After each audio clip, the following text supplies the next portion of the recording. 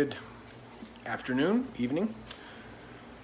Just going to try and do a quick video here. I'm going to be changing the PCV valve on my wife's van, getting some things prepped, and remember the first thing is to basically bathe myself with bug spray. It's needed in Houston pretty much all year. Anyway, I'm going to go ahead and start clearing off some stuff. The intake, manifold, upper plenum, and a lot of the hoses and wires off the top of the engine. The PCV valve is in the back, on the back valve cover of the engine, so I'll show you what I'm doing soon. Okay, so here we are. It's still daylight, thankfully, so far. Cleared off a bunch of stuff. Got the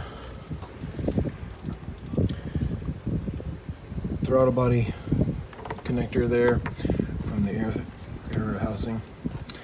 Got the EGR pipe taken off.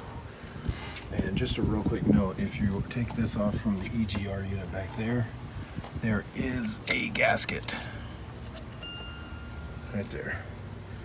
And if you are not careful, that gasket will fall and be gone forever. So make sure you pay attention to that.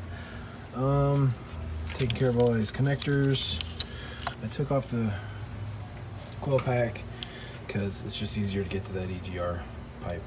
Now what I'm going to do is I'm going to pull the hose off from the PCV hose here. The valve is down there, goes back into the intake, and I'm going to take off this upper plenum, and then I can get to that valve easier. Okay, so everything's off.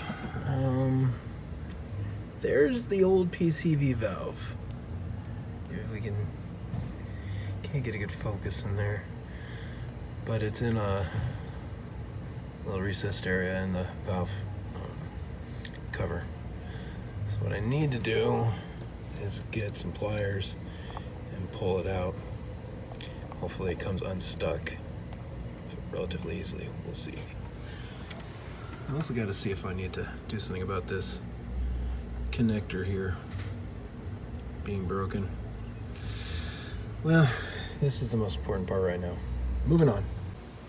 Okay, so I'm not saying anything really new here.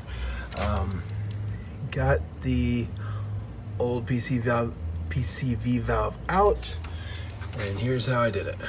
I just basically jammed a bolt down into the top,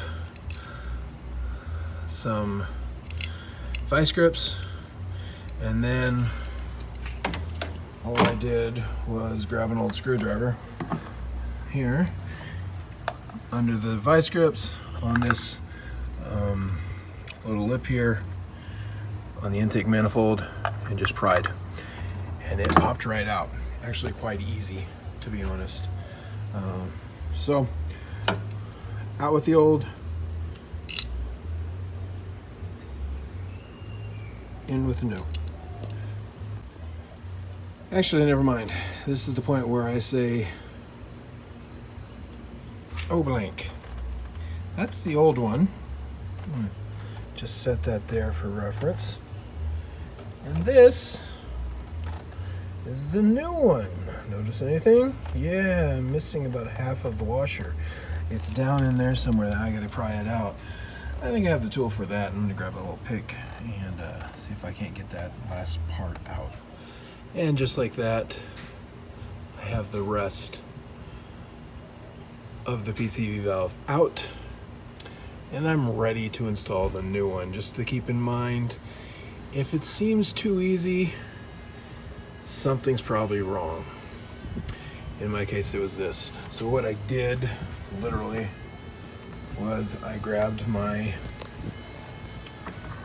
pick here, just a long handle pick with a curved tip, reached in there, actually I only pulled once and twice, and it came out quite easily.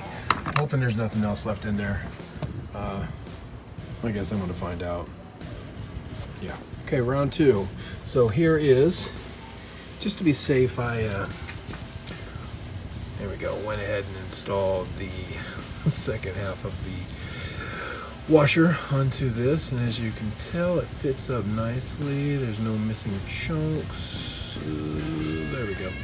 So it looks, minus all the junk on it, to be basically the same. So there we go. Now I get to install a new one. Okay, so I'm getting everything back on here. Real quick, got the new PCV valve on. All I did was I took this 13mm and put it over that and just pushed it down until it sat in there, settled in nicely. Also, just a quick note, these bolts on the intake manifold up in plenum, make sure you torque those properly. I didn't use a torque wrench one time and snapped this one off, and so not what you want to have happen. Anyway, so always use proper for